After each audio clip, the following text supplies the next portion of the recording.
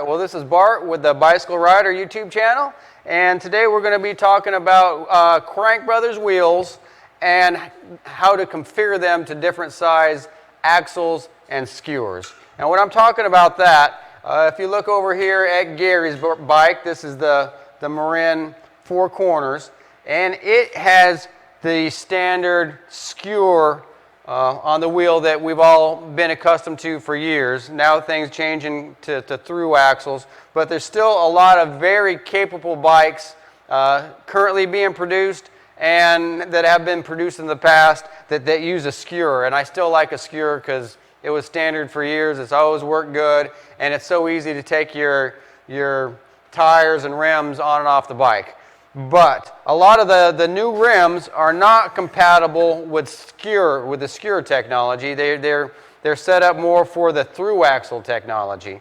But with the Crank Brothers rims have really been smart the way to design them, where you can remove these end caps for the different configurations that you use.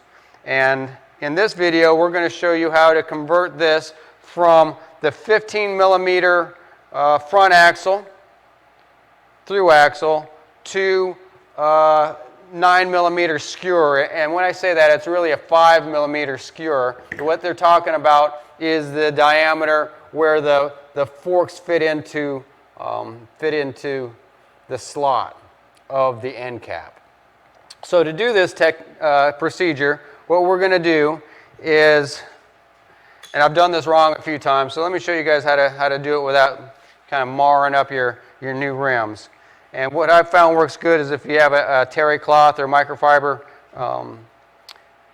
towel, if you fold it in half so you kind of have a double layer protection, and just get a simple set of pliers.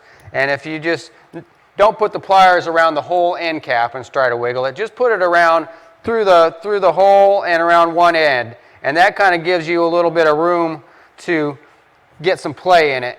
And if you wiggle it, they come right off, and the terry cloth or microfiber towel will keep it from getting marred up. So as you can see, it's just an aluminum end cap that was pulled straight off the, I'm going to call this the axle or axle hole. So we did that on one side. You're going to flip it around and kind of use the same technique on the other side. And let me see if I can do this where you can see it a little bit better. But I'm doubling up the rag. I'm going to put it just on one side firmly and wiggle it out. And when you're doing that, a lot of times you can't insert this too far where you're actually grabbing the aluminum. You kind of just want to stay on the edge of it and wiggle it out.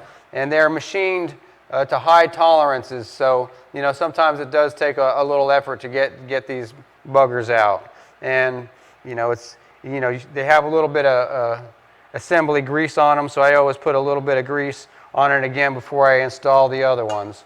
And when I'm talking other ones, I'm saying that these are the caps for a skewered bike, a bike that has quick release skewers. So basically on the front wheel, these are just going to slip right on like so, and you turn it around and flip it on like so. And I'm not going to show you how to mount these up to the wheel or the forks because you've all probably done that before. But then your skewer will be able to slip through there, and we'll be able to mount this to a quick release fork system. So you guys that have bikes that have turned into gravel bikes or that have bought a gravel bike that has a quick release, don't worry. When you buy a quality set of Crank Brothers gravel rims, they are convertible to the skewer, and actually the end caps for the skewer come with the rims itself. So it's not something that you're going to have to buy aftermarket. Or I should say additionally. The rear wheel is a little bit different. So let me just end this video now, and the next video will be on how to do the rear wheel and some of the differences between the 12 millimeter through axle, 15 millimeter through axle, and skewer. Thank you.